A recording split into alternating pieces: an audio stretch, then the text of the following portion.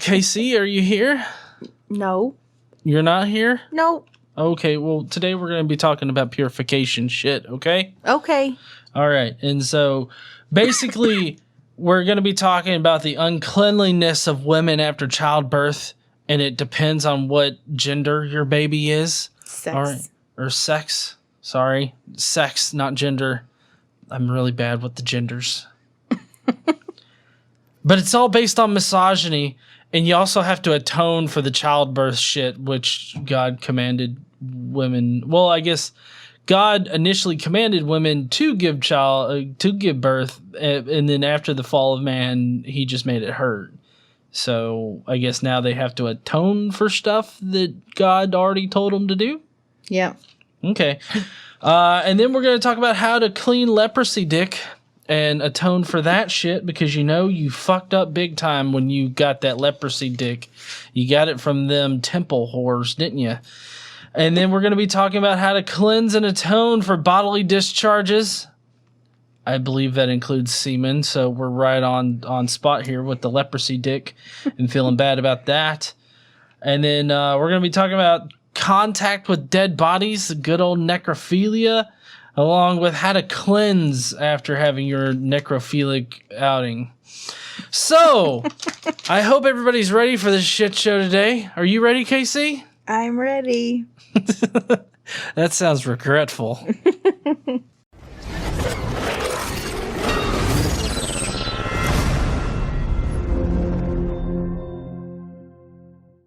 What's up, heathens? How y'all doing?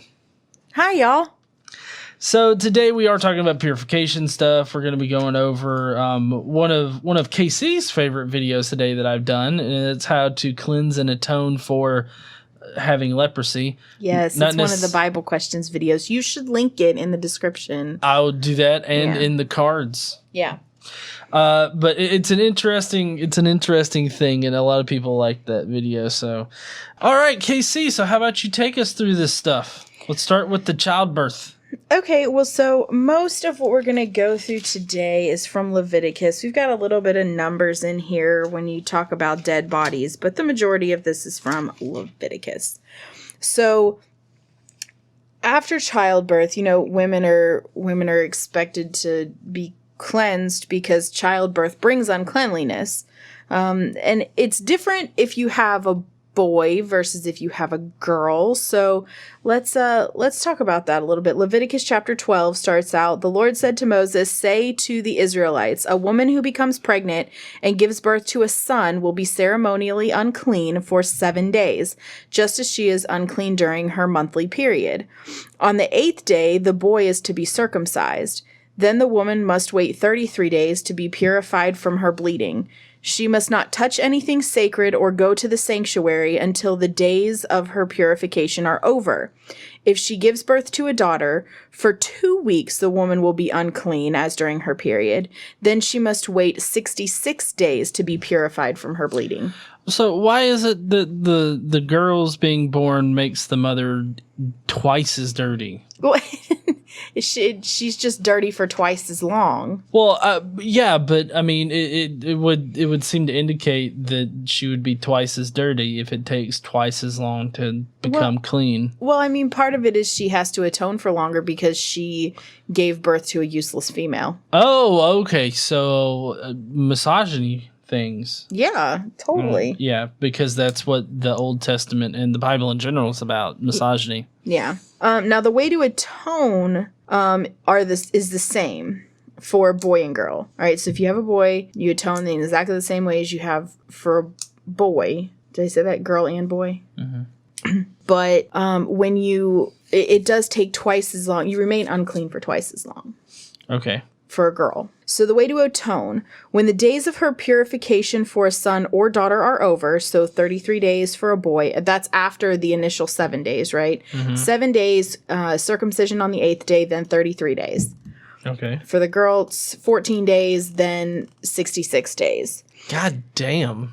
Yeah, and they're not allowed to go to the sanctuary at all during that time. So they're not allowed to go to church, basically. Yeah. Yeah. So when that's over, she's to bring the priest at the entrance of the tent of the meeting a year-old lamb for a burnt offering and a young pigeon or dove for a sin offering. He shall offer them before the Lord to make atonement for her, and then she will be ceremonially clean from her flow of blood. I mean, I would think that to be clean from the flow of blood, you just gotta wash up. Yeah, no. I mean, No, they got to kill something else and bring on more blood. Oh, okay. So you got to get more blood into the mix because, I mean, only good things happen when you mix blood and blood together. Well, you have to use animal blood to atone for human blood. Oh, right. Okay, I don't know how that makes sense, but I mean, this is a fucking Bible. Backwards ass book. Yeah. These are the regulations for the woman who gives birth to a boy or a girl. If she cannot afford a lamb, she is to bring 2 doves or 2 pigeons, one for a burnt offering and the other for a sin offering. In this way, the priest will make atonement for her and she will be clean. So like if you're if you have more money, you have to bring a lamb and birds. If you have less money, it's fine. They can totally make atonement for you with just the 2 birds. I mean, like, would one bird be like, I don't know, 1 shekel? I don't know. I don't know how much birds cost at this time. Yeah, I don't know either. Although, I mean, it's like, here's 2 shekels. Go down there, get 2 birds. Your mom's getting clean today. Well, it could be that, or it could be like, Rocky running around and catching a chicken. You can go out in a field and catch the doves or the pigeons. Man, I bet you those 30 BCE Jewish women could definitely rough up somebody in the ring, huh? Probably, yeah. It's like, I've been clean for 60 days. Let's go there. Okay, so you ready to move on to leprosy? Because that's all there is about childbirth. We know that the reason that childbirth hurts, according to the Bible, is because of Adam and Eve eating the fruit and convincing Adam to eat the fruit. And so because she did that, now childbirth has to hurt, which I guess childbirth either wasn't a thing prior to or was not painful prior to. Well, yeah, but I mean, doesn't it seem really backwards for you to be like, all right, go forth and multiply, but you have to atone for following that particular order, okay? Because it's wrong as shit, but go forth and multiply. But the men don't have to atone for it, just the women. Well, that's what I'm saying, though, is that, God said go forth and multiply, but women still have to feel like shit and atone for it. Yeah, like the pregnancy has to be a bitch. You gotta, go through all of that, and then you have to give birth, and so yeah, it's all sucks. So for leprosy, that starts in Leviticus chapter 14, and leprosy, according to the apologetics in this book, right, according to the gray boxes, is used generically to refer to any number of skin diseases, molds, or defects in people, garments, or even houses. While specific diagnosis and treatment is regulated in the health section, which we're going to get to, the various means of purifying the ceremonially uncleanness are now given. Okay, so a house can have leprosy? Apparently. It's like, listen, Junior, don't rub your leprosy dick on the house. You might give it to the house, okay? We don't need that shit spreading. Yeah, I'm not really sure how that works. I've never heard of leprosy being used in this fashion or garments having leprosy. Can you just imagine like having a little nick on your face and it's like, oh, you got to touch the leprosy? I see. Like, yeah, I don't know. They seem to have defined it broadly enough to where almost anything could be considered leprosy. Yeah. Well, so here's what you have to do. The Lord said to Moses, these are the regulations for the diseased person at the time of his ceremonial cleansing when he is brought to the priest. The priest is to go outside the camp and examine him. If the person has been healed of his infectious skin disease, the priest shall order that 2 live clean birds and some cedar wood, scarlet yarn, and hyssop be brought for the one to be cleansed. Then the priest shall order that one of the birds be killed over fresh water in a clay pot. He is then to take the live bird and dip it, together with the cedar wood, the scarlet yarn, and the hyssop, into the blood of the bird that was killed over the fresh water. 7 times he shall sprinkle the one to be cleansed of infectious disease and pronounce him clean. Then he is to release the live bird in the open fields.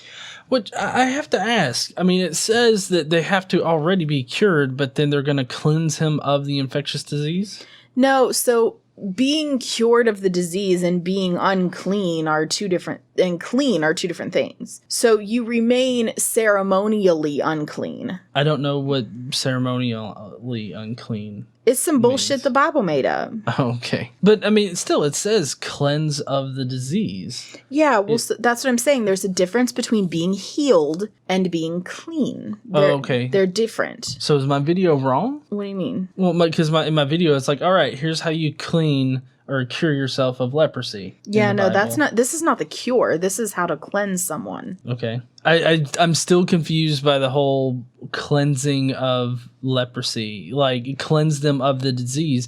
To me, at least, it sounds like, oh, okay, well, you don't have any more skin lesions. Here, let's clean you out. It's like, oh, here's an extra 2 weeks of antibiotics kind of thing to cleanse your system. No, it's kind of like a woman who has given childbirth and is not bleeding and is perfectly fine and is clean, has bathed and whatever, still has to be ceremonially cleansed. Ceremonially cleansed is entirely different than actual cleansing, like cleaning. Oh, okay.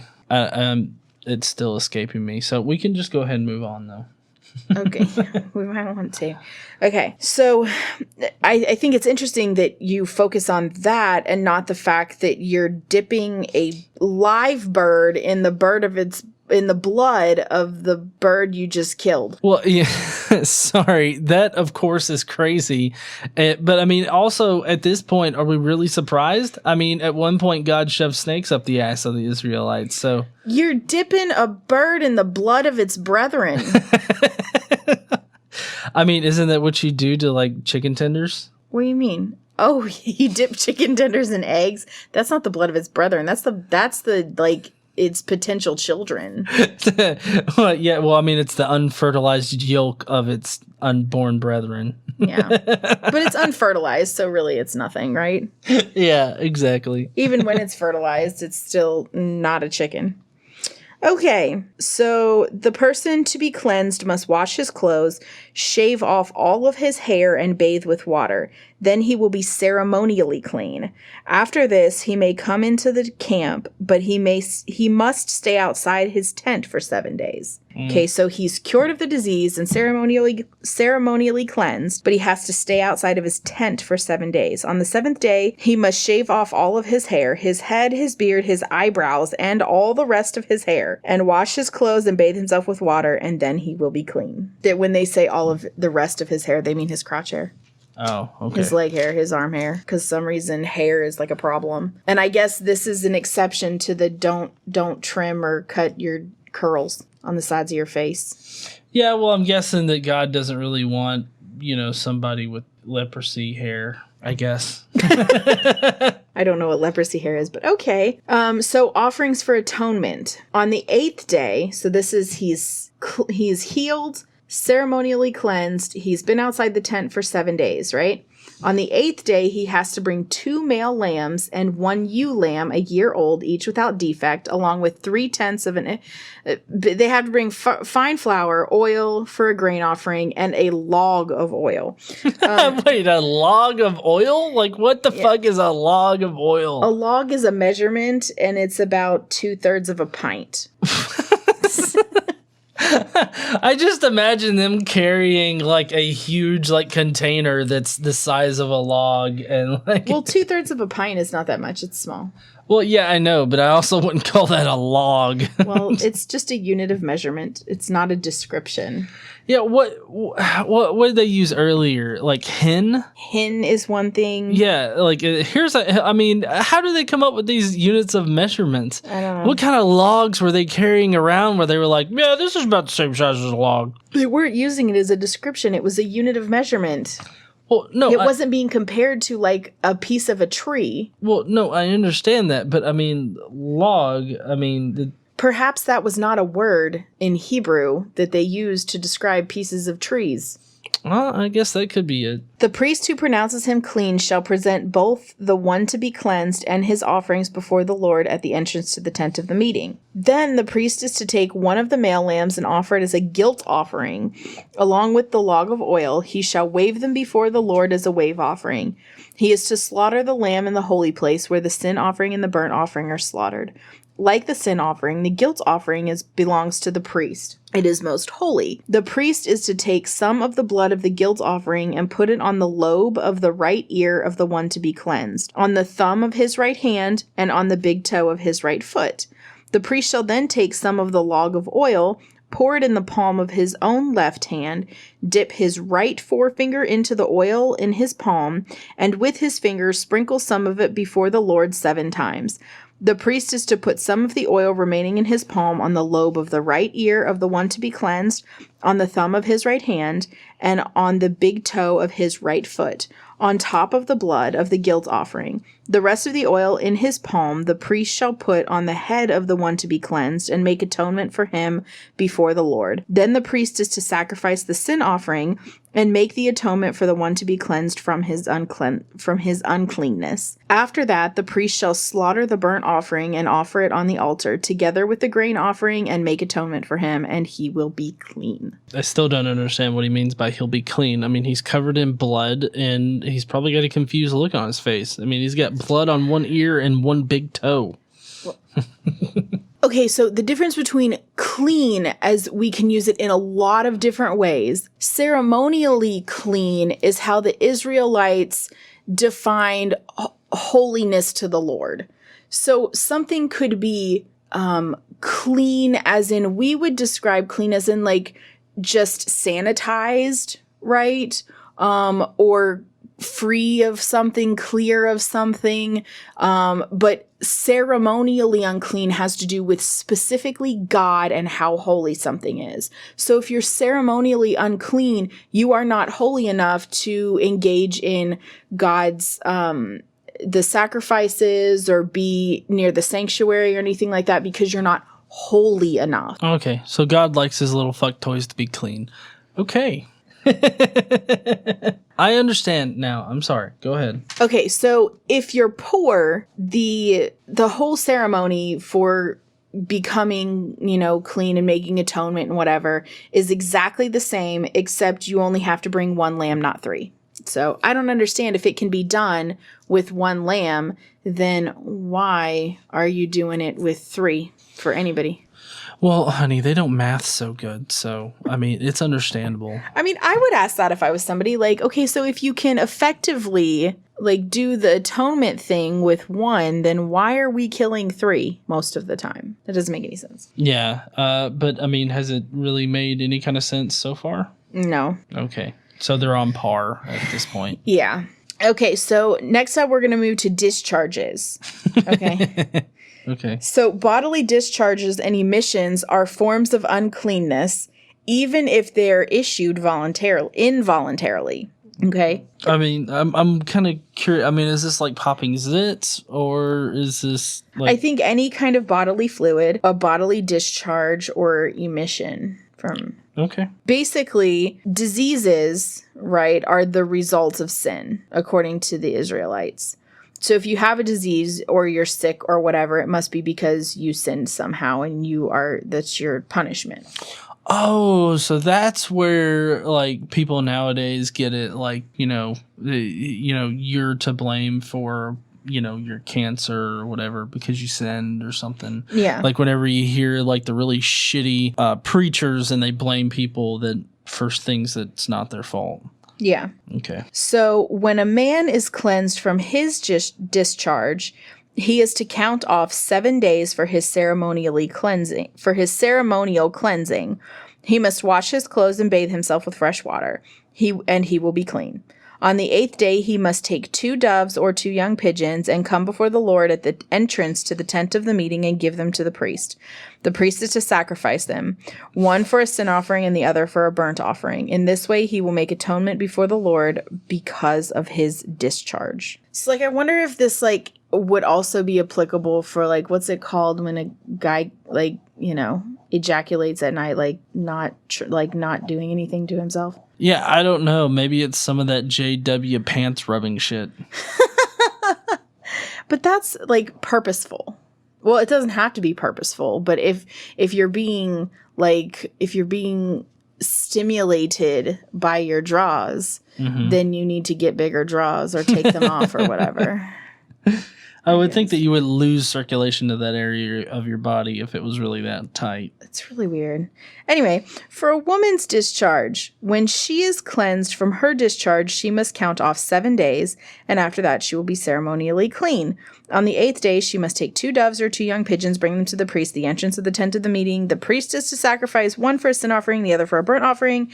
In this way, he will make atonement for her before the Lord for the uncleanness of her discharge. Which is interesting. The thing is exactly the same, so I don't know why they have to separate out. Like, what they do is exactly the same. So I don't know why they have to separate it out and make a difference between what the woman does and what the man does, because it's exactly the same. Well, men can't be lumped in with women. I mean, they're an abomination upon this earth, honey. Woman's discharge might also include, like, her menstrual cycle. I guess it could, but I mean, even then, if the procedure is the exact same, why do you have to delineate? Because Bible reasons. Oh, Bible misogyny reasons. Got it. Okay. So are we ready to move on to death? Sure, why not? So death is universally throughout the Bible associated with sin, right? So there are all kinds of regulations defining uncleanness and requirements for sacrifices and coming into contact with the dead, right? There's all kinds of rules about it. And death cannot contaminate worship areas, although they spend a lot of time killing things in worship areas, just not people, right? Right. So this is the rest moving forward until the end here is in Numbers, okay? Okay. So whoever touches the dead body of anyone will be unclean for 7 days. He must purify himself with water on the 3rd day and on the 7th day, and he will be clean. But if he does not purify himself on the 3rd and 7th days, he will not be clean. Whoever touches the dead body of anyone and fails to purify himself defiles the Lord's tabernacle. That person must be cut off from Israel. No, of course. Because the natural reaction is just to throw him out of town and tell him, don't come back, you hear, you unclean shit. Yeah, we haven't had a good Israel cutoff in this. You know, we haven't had a good threat during this stream so far, so we had to get you on there. Because the water of cleansing has not been sprinkled on him, he is unclean. His uncleanness remains on him. Okay? Okay. Contact with the environment, like where people die. This is the law that applies when a person dies in a tent. Okay. Anyone who enters the tent and anyone who is in it will be unclean for 7 days, and every open container without a lid fastened on it will be unclean. Anyone out in the open who touches someone who has been killed with a sword, or someone who has died a natural death, or anyone who touches a human bone or grave will be unclean for 7 days. For the unclean person, put some ashes of the burned purification offering into a jar and pour fresh water over them. Then a man who is ceremonially clean is to take some hyssop, dip it in the water, and sprinkle the tent and all the furnishings and all the people who were there. He must also sprinkle anyone who has touched a human bone or grave, or someone who has been killed, or someone who has died a natural death. The man who is clean is to sprinkle the unclean person on the 3rd and 7th days, and on the 7th day he is to purify him. The person being cleansed must wash his clothes and bathe with water, and that evening he will be clean. Okay. Sounds reasonable as fuck, right? No, not really, but I mean, it's basically saying take a fucking shower. But I don't know why you have to wait 7 days to take a bath. I mean, I don't know either, but that's what he says. So if a person who is unclean does not purify himself, he must be cut off from the community because he has defiled the sanctuary of the Lord. The water of cleansing has not been sprinkled on him. He is unclean. This is a lasting ordinance for them. The man who sprinkles the water of cleansing must also wash his clothes, and anyone who touches the water of cleansing will be unclean until evening. So anybody who touches the cleansing water will be considered unclean until that night. And then something magically happens in the evening, and then they're clean once evening comes. I don't understand. I mean, I don't either. I don't understand why the evening is important to God. Maybe it's just like a time's up kind of thing. Yeah, I don't know. Like it's their timeout. I don't know. Maybe. But they're doing something like it's cleansing water. It should be clean. Yeah. So why is touching it make you unclean? I mean, who knows? God is very specific about how he likes his people. True. All right. The Lord said to Moses and Aaron, "This is a requirement of the law, and that the Lord has commanded. Tell the Israelites to bring you a red heifer without defect or blemish, and that has never been under a yoke. Give it to Eleazar the priest. It is to be taken outside the camp and slaughtered in his presence. Then Eleazar the priest is to take some of its blood on his finger and sprinkle it 7 times toward the front of the tent of the meeting. While he watches, the heifer is to be burned, its hide, flesh, blood, and offal. The priest is to take some cedar wood, hyssop, and scarlet wool and throw them into the burning heifer. After that, the priest must wash his clothes and bathe himself with water. He may then come into the camp, but he will be ceremonially unclean until evening. The man who burns it must also wash his clothes and bathe with water, and he too will be unclean until evening. A man who is clean shall gather up the ashes of the heifer and put them in a ceremonially clean place outside the camp. They shall be kept by the Israelite community for use in the water of cleansing. It is for purification from sin. The man who gathers up the ashes of the heifer must also wash his clothes, and he too will be unclean till evening. This will be a lasting ordinance for both the Israelites and the aliens living among them." So that whole section was just about how they get the water of cleansing. Mm-hmm. And because it's ashes and water, so that's where they get the ashes as they kill a heifer. Oh, okay. Yeah. Well, I mean, just more animal slaughter could only make sense when you're purifying shit. Yep, totally. All right, so what are we talking about next week? Next week, we are talking about people who are excluded from the congregation. If you have mutilated genitals, children of forbidden unions, so bastard kids, like they're not allowed to be part of the congregation. Specific groups of people are also not allowed to be part of it. We're going to talk about the Nazirite vow. Apparently there's some reason that they have to abstain from grapes. There's some more about not cutting the hair, that all in relation to the Nazarene vow. We're gonna also talk about vows of dedication, how the Israelites value people, animals, homes, land. Well, obviously, like, women are 2 times as worse than men. Yeah. I mean, so we're going to talk about all that. We're also going to talk about laws of separation, and we're going to talk about people being holy, how you can't mix seeds, or plowing, or materials, or breeding. oh. No mixed breeding, people. No mixed breeding. Well, I mean, that kind of caught me off guard there. No mixed breeding? You're trying to tell me that the Bible is racist?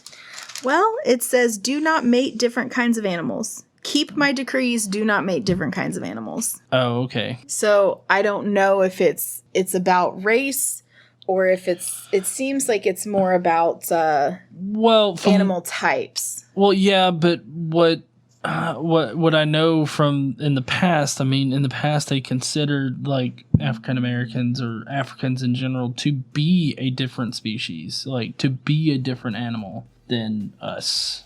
Possibly. Like white people, I guess. We'll have to look into it a little more before we do that stream, so we can have a little more information about it. Yep. Okay, well, I appreciate everybody joining us today. If you will, down below, let us know how many times you'd sprinkle your dick or genitals with blood in order to cleanse yourself for God. And oil. Oh, yeah, and oil. Blood first, then oil on top of the blood. Right, you got to get that right. You better do it in the right order or he'll burn your ass. He will. He'll shove fireballs up your ass. Remember what he did to those 2 priests? Mm-hmm. Anyways, heathens, y'all have a nice day, and don't forget to stand up and use your voice. bye, heathens. Bye, y'all.